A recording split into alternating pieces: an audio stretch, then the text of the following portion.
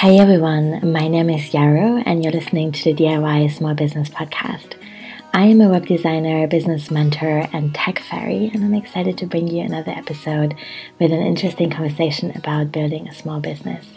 This time I spoke to Carolyn Wood about being an introvert and really managing that introvert energy to bring our message out there in sustainable ways.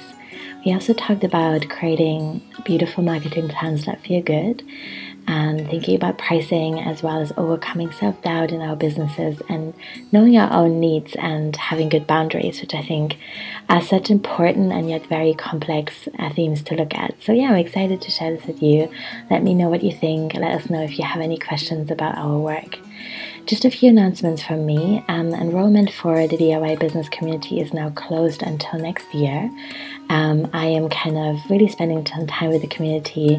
It's so beautiful to get to know everyone. We're having lots of group coaching calls and live classes that I'm running towards the end of the year. And so, yeah, I wanted to kind of have a little bit of time to think about how we're going to open up next year. If you're interested in that, do get on the wait list. You can find it at yarodigital.com, and I also add that to the show notes. You can still work with me this year. I have a little bit of availability for mentoring, tech support, or web design, so feel free to get in touch if you're interested in that. And otherwise, I am also booking for spring next year. I think that's all. Thank you so much for listening. Hey everyone, welcome. I'm speaking to Carolyn Wood today, which is really cool because Carolyn is also specializing in working with introverts and thinking about ways in which we can build businesses quietly.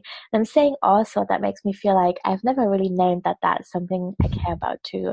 But obviously it is. I'm such an introvert myself, and I know how difficult it can be to figure out ways to share about the work that we're doing and develop marketing plans that feel good and authentic and transparent while not drowning in the sense that only the loud people who shout their stuff from the rooftops can ever make it. So Carolyn, thank you so much for making time and for meeting me today. I'm excited to talk to you. Thank you. It's really lovely to be here, and it's always lovely to talk to another introvert, I think. Yes. Yes. Totally, yeah. We don't get out there enough. No, it's true. So tell us what you're doing. Like, how would you describe your work at the moment? So what it's all about is I really want to help introverts create introvert-friendly businesses. And I think I've been thinking about this for quite a long time now, but I think it's really started to clarify in my mind that it's all about managing that introvert energy. So making sure that we're spending that social energy on things that we really love and enjoy, rather than perhaps trying to fit in with that loud extrovert messaging that's out there all the time. Mm-hmm. So that's sort of what it's about in terms of that. It's about helping people put in place a business model and the systems that make the business work for them as an introvert. Mm-hmm. But the other side that I'm really still getting my head around what I want it to look like is I really want to be able to also amplify other introverts' voices. So that's something I feel quite passionate about at the moment, but I haven't quite worked out what that's going to look like in my business. But I really want to help. For me, I think we see so many extroverts out there, and I've heard people say they don't think they can run a business because they're an introvert. Mm-hmm. And I'd really love to be able to do some case studies and really showcase other introverts so that people realize that, you can be an introvert and still be really successful in business. Mm-hmm. Yeah, that's so true and really important to remember. And I agree with everything you said. And I want to add to that I think sometimes there's also kind of some shame or lack of complexity in the way we think about ourselves as introverts or extroverts. So I think, for example, I know many people who are just perceived differently than they identify actually inside. And that can have so many different reasons. Like I have in my 20s often facilitated or taught groups, for example. And then when I told someone, actually, this is really like a lot of work for me. It takes me a long time to recover from that. They'd be really surprised. And then I think there's definitely also extroverts who maybe feel like a little bit of shame for finding it easy to express themselves. And that's a shame too. So I just feel like it's really difficult to find your own voice in this space. And it's definitely true that it is easier if you find identifying your strengths and talking about them really openly easier, to build a business and to build an audience to sell something at the end of the day to people. And so I also see more excitement though around the kinds of work that you do and that I do, and more people being like, yeah, actually I want to work with other people that are willing to be in a quiet space together that feels good to both of us. And that's really cool too. Yeah. Yeah, it's really lovely. I've seen more and more people like yourself, and quite a few other people now who are talking about quiet business and being thoughtful and reflective. And it's really lovely to see people getting out and saying that message in a way that, I think works for them. It doesn't feel like it still seems authentic when you see it on social media. I think people think, or, podcasts or wherever you want to be, that you can have a message and get it out there without having to be really extroverted all the time and getting your message out there. Yeah. I think one of the things I said to you, I really enjoyed the podcast episode you did where you were talking about quitting social media. And I thought that was a really fascinating message to get out there, that social media isn't the only way to market. Thank you for saying that. Yeah, when I recorded that, it felt a little bit more like a ramble to me, and I was a bit like, oh, I'm going to do this again. I think I'll just record like a follow-up a few months into having left social media. But yeah, I think that social media for me has made me internalize a lot of these ideas that then have become complicated. And I still think, like I said in that episode, that there's a positive way to engage with social media. I got a lot out of it. I can see why other people are getting a lot out of it. But I'm also really excited about this experiment now of really leaving completely and seeing what that does to my business and to my message and to all of that. Yeah. I love what you said about bringing your message forth. And I think for many of us, the struggle is to know what that message even actually is, right? That's really hard because there are so many voices, and sometimes it's difficult to know what's actually ours and to come back to our own values. So I'm wondering, in your own work and in the work that you do with other people, what feels helpful in supporting people and finding their message? I think for me, I think I've always known I've always had this little message in the back of my head that I've known what it was, and it's more having the confidence to share it rather than knowing what that message, having to find that message from scratch. But I think what's really helped me get my message much clearer is just talking to other people about it. I find that even as an introvert, I find that having people questioning me about it and saying, what do you mean by that? And just talking to people, about what I'm doing really helps to clarify even more what that message is. I think it's really, as an introvert, I think in particular, it's really easy to get stuck in your own brain and overthinking things. So I find by talking to other people and doing something non-introverty, I actually get more clarity. It's really interesting how that works. Yeah, totally. Yes, that makes total sense. I think it's interesting to realize where there's clarity and where isn't, or like where people come with follow-up questions because it hasn't really been clear yet. Or also to see sometimes when I express something to someone and it's mirrored back to me and I'm like, oh no, actually that's not how I meant it. And then I know, like, okay, maybe there's like wording that could be different that would help really bring across what I mean to say. So yeah, I get that. That's great. Yeah. Another really important piece of your work is systems. And I think that's really so important. Like when I love systems. And I think that so many of us stumble across sharing and marketing and finding our message because we don't have good systems in place.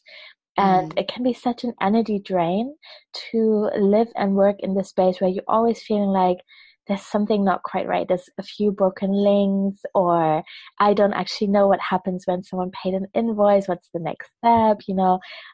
Maybe my newsletter integration opt-in doesn't work properly, and like, oh, how do I take payments? All those different things. They can just weigh so heavily on someone who's actually trying to create a business or do creative work. So yeah, I'm wondering, what is your approach to systems, and like how do you relate to them? What makes you feel excited about a good system?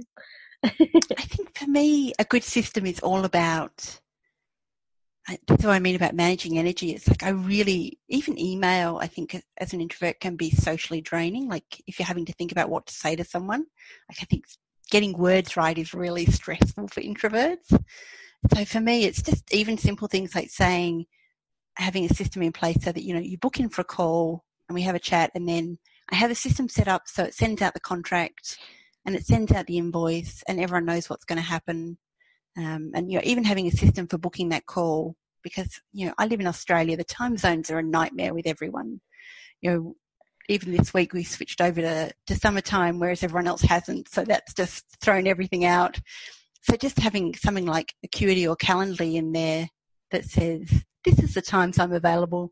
I don't need to talk to you about when I'm available, because this magic little system will do it for me, and I can save my email, energy for a much more important email about how a client's going with something, or, if I want to collaborate with someone, how we're going to work together, that kind of thing. It's really about managing that energy. So I use it on things that actually make money in my business or bring me much more joy than, what time am I available for a call? Mm-hmm. Yes, that makes so much sense. And I think the scheduling is like really a beautiful, perfect example that I always bring up. Like that can just save you so much time, even if you do find emails and those kinds of conversations easy. It's just respectful of everyone's time to be like, hey, this is my calendar. It automatically updates. And I think there's also an element of like having good boundaries. So I'm approaching my 5th year in business now, and it's still something I'm thinking about sometimes, and something that hasn't always been straightforward or black and white. Stuff like someone booking a free call and then canceling an hour beforehand or not showing up at all. And like, how do we handle that? And I think, I think in the beginning, and in the first few years of my business, I just really didn't have the confidence to say, like, actually, that's not okay. And I need to be more careful with how I'm managing my energy here, because like you, I live in Scotland. So when I'm working with people in the US or in Canada or Northern America, it's usually evening for me. That is the overlap between us. But that's tricky. So I'm, like I do try to offer some evening slots, but I also really want to spend some evenings with loved ones and go out for dinner or like go to the beach for a walk and stuff. And so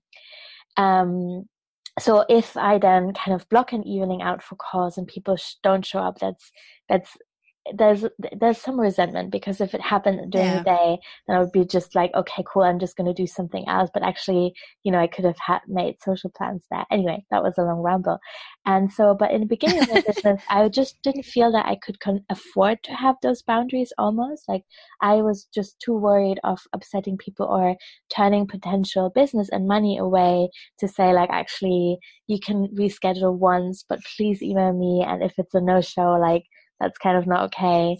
And I think that a good system and the right software supporting us really facilitates that in a really effortless way, because I need to fine tune this actually.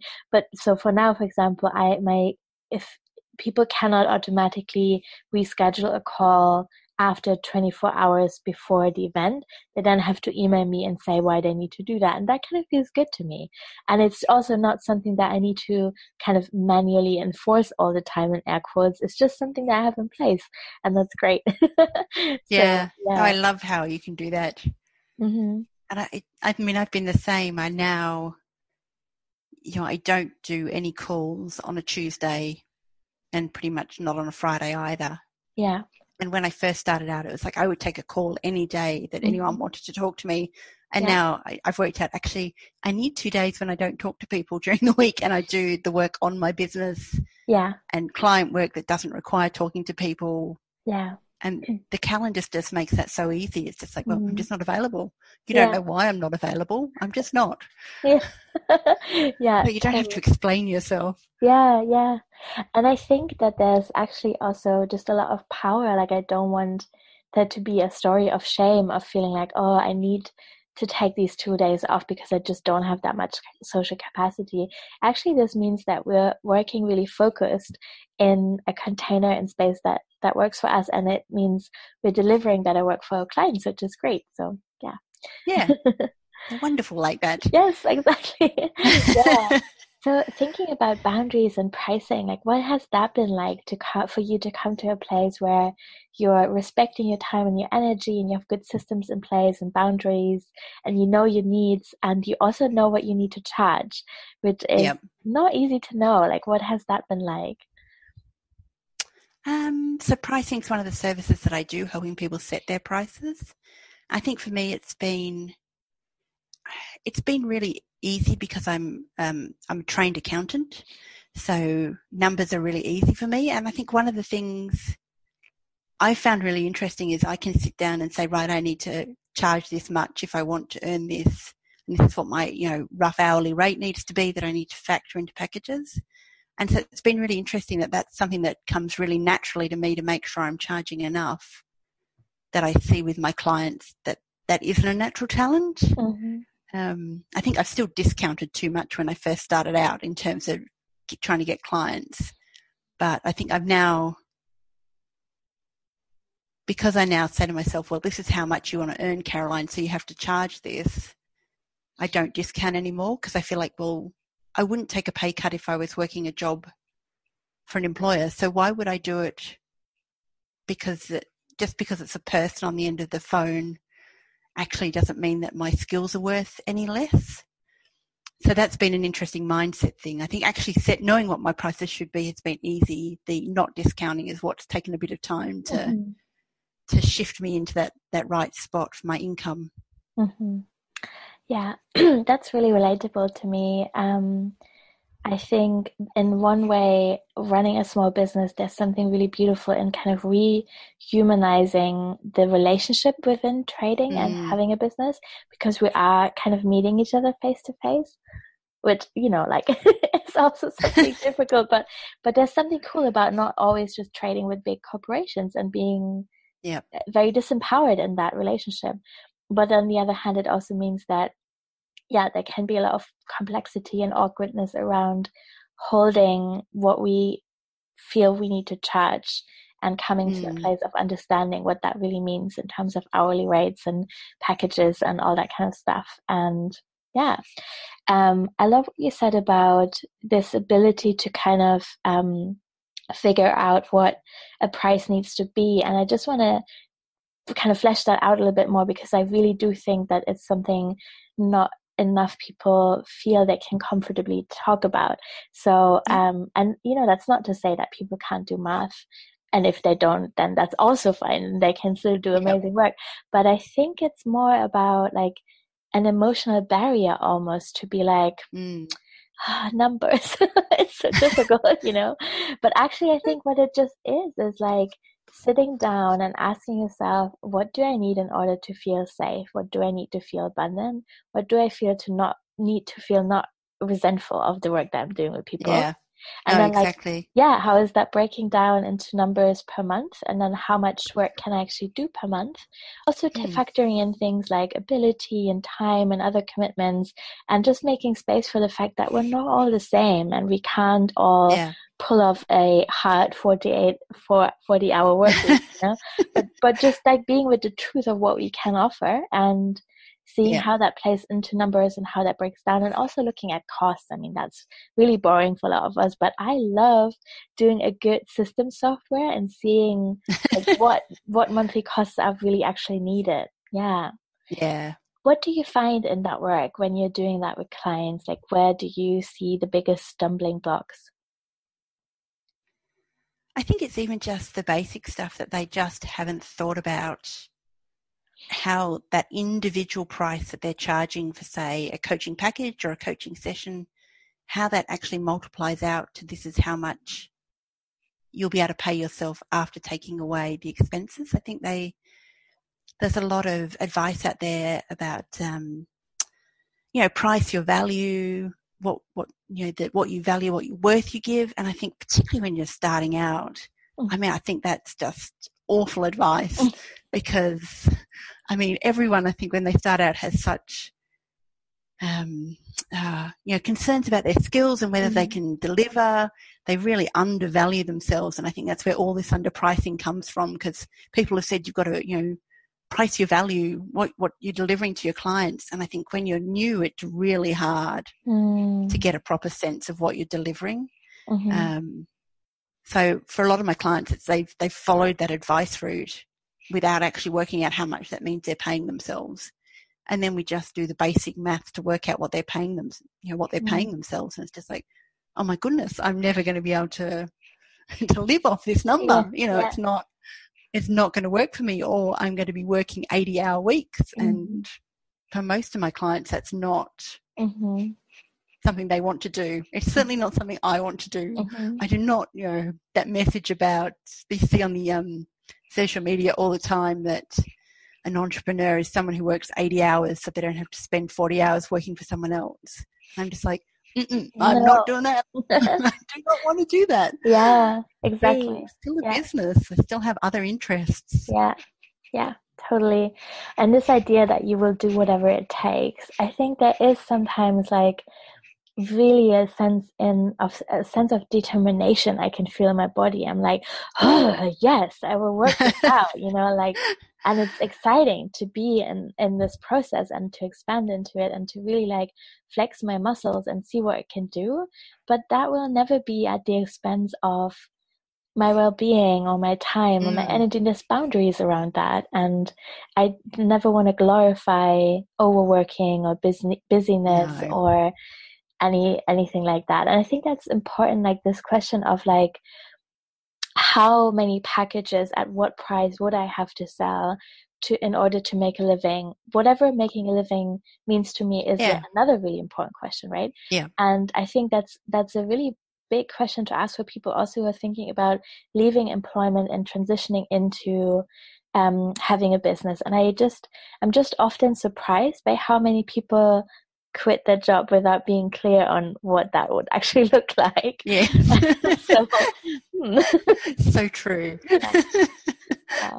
And that income thing is really interesting. I've been reading, I've just a few months ago now, actually, I finished reading Paul Jarvis's Company of One, which is all about not growing for growth's sake. And he gives some really good examples in there of people who've picked their income. And there's one guy at the very beginning of the book who picks his income so that once he hits that amount, he just takes the next 3 months off from his business because he's earned what he needs to for that year. And I just think it's a really wonderful attitude to have, that you don't have to be striving for something that the world tells you need to be earning. It's what is it that makes you happy and what you want to earn to make your life better. Yeah, totally. That's so beautiful. Thank you for bringing that up. Yeah, I think this is not just about pricing and income. It's also asking about what is enough, both in terms of income and growth and what we offer and how we, how we interact with each other. And there is this story that there's always more that we could reach for. We could always do better and train more. And it manifests in so many ways that are sometimes really sneaky. So in the beginning, for example, I often have spent way more money than I could actually afford on courses and trainings because I thought, if I only learn this one more thing from this one more person who I perceive to have made it, in air quotes, then I will feel more confident to charge more and just generally trust that my business will work out. And obviously sometimes I have learned really great things from these people, but a lot of the time it came from a place of deep insecurity and like not understanding that there's a sense of enoughness even that I could ever reach. And that feels nice now. Like I'm in my business right now, there's still areas of growth where I'm really feeling that growth edge. And I'm like, this could be a little bit better and easier for me. And actually I would like to have more people in this program because I really do believe in it. But there's no longer the sense of like, never enough, like this is a bottomless pit and I will never, get to a sense of satisfaction. And the cool thing is also there isn't that much that I want anymore. I've just recently moved to a small village in Scotland, which meant that my living costs and quality of life has drastically shifted after living in a more metropolitan area that's way more expensive. And I just feel so content with that, because it means like I can take more creative risks. I can worry a lot less about what my retirement might one day look like. And all I want right now is to repay my student loan really quickly and create some kind of situation that means I will really have affordable housing for life, which probably means buying a small house and repaying it as quickly as I possibly can on a short-term mortgage. It will still take a long time, but I don't want to pay it off into retirement. And I think that's a fair enough thing to desire, and it won't mean that I have to work myself into the ground, I hope. So, yeah. I really love what you said about how growth is less. Yeah, so you can grow so you can do less. I think that's really, there's so many ways you can grow your business. And obviously for both of us, systems are a fabulous way to grow business, but I love that it means you can grow and actually spend less time on it because you've made it into a more mature business rather than needing to constantly be finding more and more clients or products to sell or. Yeah, totally. Interesting. Mm-hmm. Yeah, I think so too. I am wondering what your relationship to social media has been like. So we touched a little bit on this thing that we kind of somehow have to share about what we're doing, unfortunately, otherwise no one will know. And also about stories and messages that we sometimes take in. What has that been like for you, and how has it shifted over time? I think for me, I'm finding that I'm having much better conversations on Instagram. So that's where I'm focusing now. And I think what I've found in the past probably 6 months is I'm actually enjoying it more because I'm seeing it more as a way of meeting other business people rather than as a way of making sales. It doesn't mean I don't ask for a sale on social media. I do. But I feel like what I've really got out of it is making better connections with other people.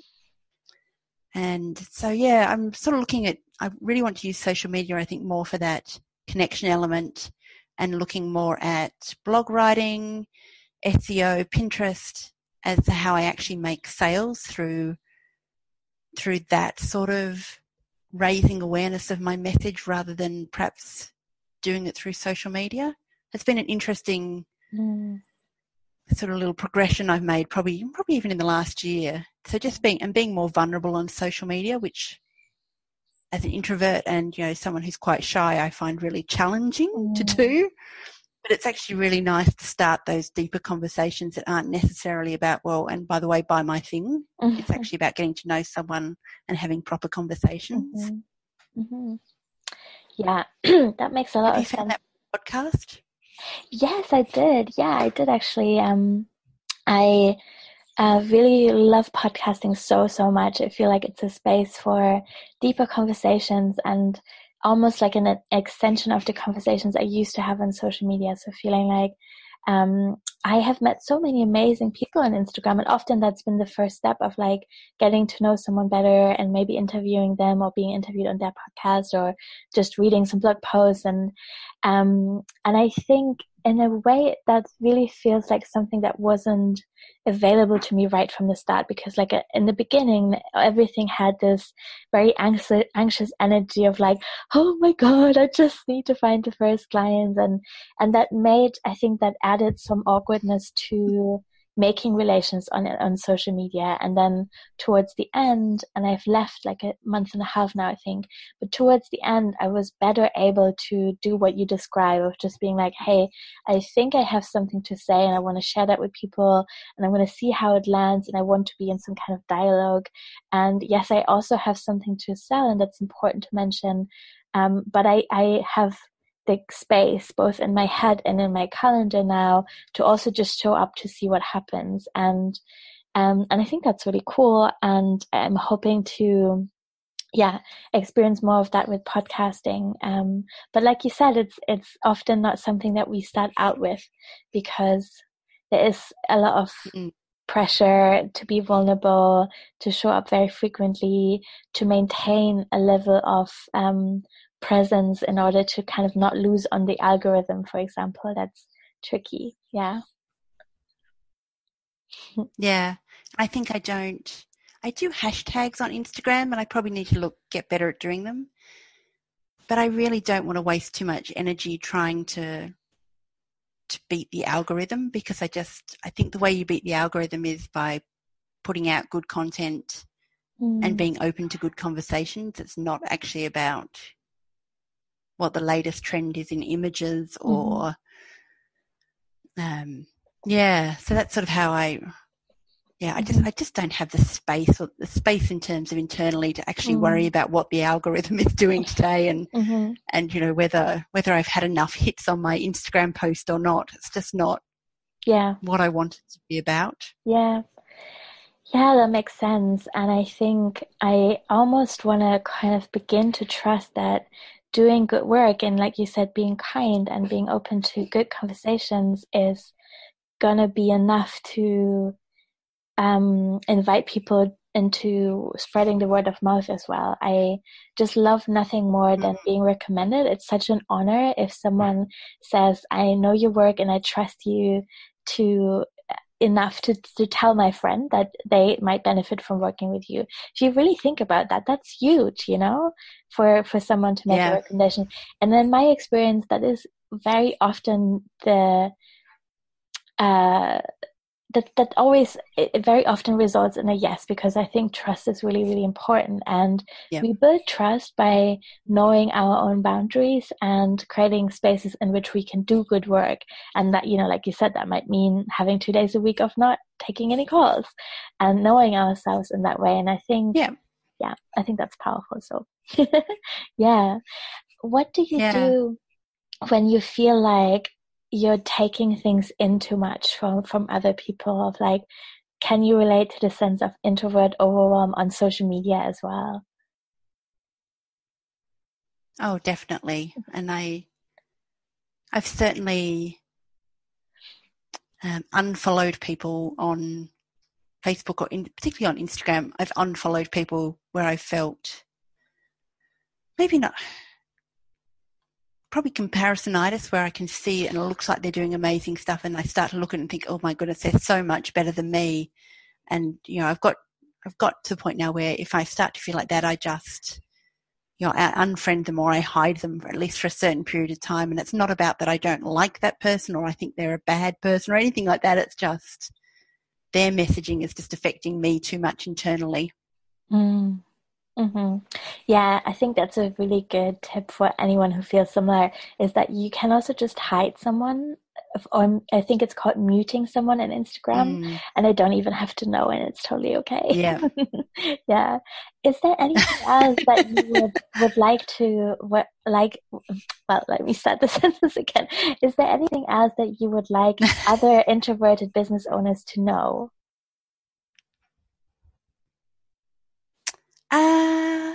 I think for me, it's doing what feels manageable and sustainable to you. So I was talking to someone the other day who's an introvert, and she'd just done a 30-day Facebook Live challenge where she was on Facebook Live every single day, and she just felt exhausted at the end of it. Which, I mean, I can't even imagine doing it. But, it was a challenge. It seemed like a good idea at the time. I just think, if you know that Facebook Live makes you exhausted, don't make that a consistent part of your business. Pick the things that make you feel happy and give you joy, and that make you feel like you're making great connections and are making you money.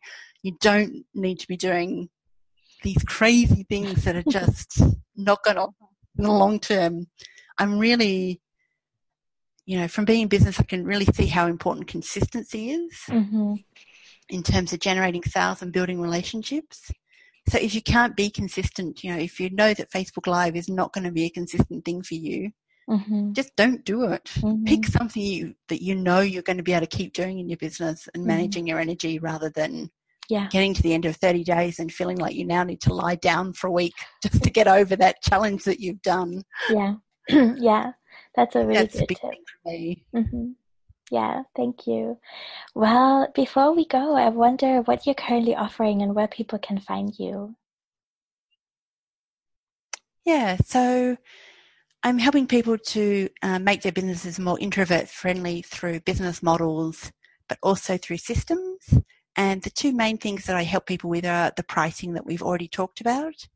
But the other service that I offer that really relates into what you said about recommendations is helping people put in place a system to get those word of mouth recommendations. I think we get really anxious about asking for them. Mm-hmm. So about putting in place a system so that you are actually saying to people, hey, I've got a space in my calendar. If you know someone who'd be a really good fit, I would love for you to recommend them. So putting in place systems around that, they're sort of the two big offerings I have at the moment. Mm-hmm. I think word of mouth is just the best marketing tool out there for introverts. It's just, you get on a call, you know the person is probably going to be a good fit because they've been recommended by someone that you like. Mm-hmm. It's a win for everyone all round. And as you say, there's trust both ways, I think, then. Mm-hmm. So, yeah. Yeah. And in terms of finding me, my website is carolinemwood.com because there's too many Caroline Woods in the world. So getting a domain name like that is horrendous. And the same with social media. So social media, I'm mainly on Instagram, and that's with the username Quietly Caroline. Mm-hmm. Oh, that's sweet. Thank you. So we'll link all that in the show notes as well. If anyone didn't catch it, then that story will be there. Caroline, thank you so much for everything that you shared. It was really beautiful and relaxing to talk to you as another introvert. Thank you. It was lovely to talk to you too. I always love hearing about other introvert experiences. Me too.